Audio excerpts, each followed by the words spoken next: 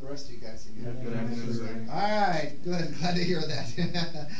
Family and friends, thank you so much for coming and being part of the ceremony. Of course, you can take pictures throughout the entire process, but at the end, we can do some one-on-one pictures, so save some room or memory in the camera for those. Those turn out real nice, all right? Applicants, congratulations on your decision to join the United States Army. All right, an all-Army group. Well, that's really good to see. And let me be one of the first to officially thank you for your service. I know you're just getting ready to start your careers in the military, but again, for you guys to come forward and volunteer during a time of war, it does say a lot about you, your maturity, your courage, and of course your patriotism and other attributes that I appreciate in any one person. So again, thank you for your service, guys and girls. I'm going to begin by asking a series of 3 questions. We've already been briefed on them. There should be no surprises, but please pay particular attention to the third one, where I ask you if there's any questions, reservations, and or reluctance to enlist at this time. I would love to get you guys in the military effective today, but if there's any doubts or any insecurities, this will be your time that you have an opportunity to kind of put a pause in the situation and get the resources or people to you to talk to you and make sure that you feel confident about what you're going to do.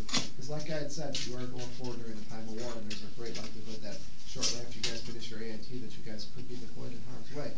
So again, it's not the same Army that I joined some 20-some years ago when we fought in the war.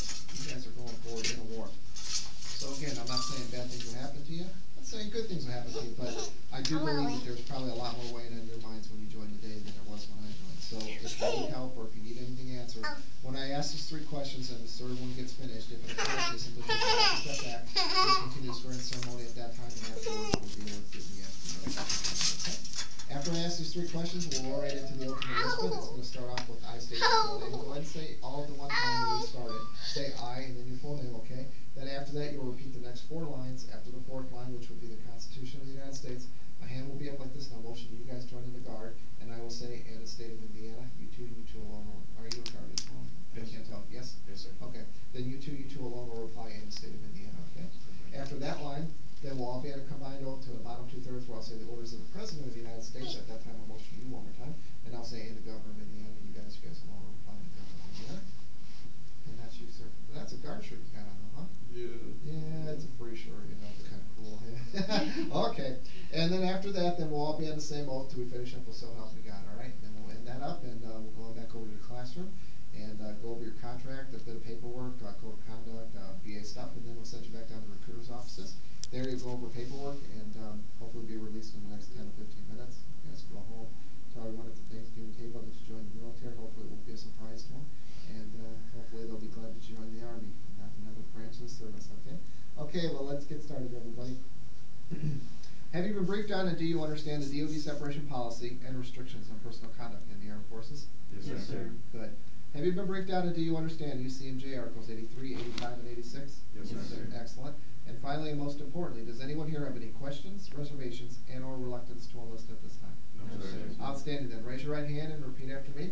I state your full name. Do solemnly swear that I will support and defend the Constitution of the United States and the state of Indiana against all enemies, foreign and domestic, that I will bear true faith and allegiance to the same, and that I will obey the orders of the President of the United States and the Governor of Indiana and the orders of the officers appointed over me according to regulations and the Uniform Code of Military Justice.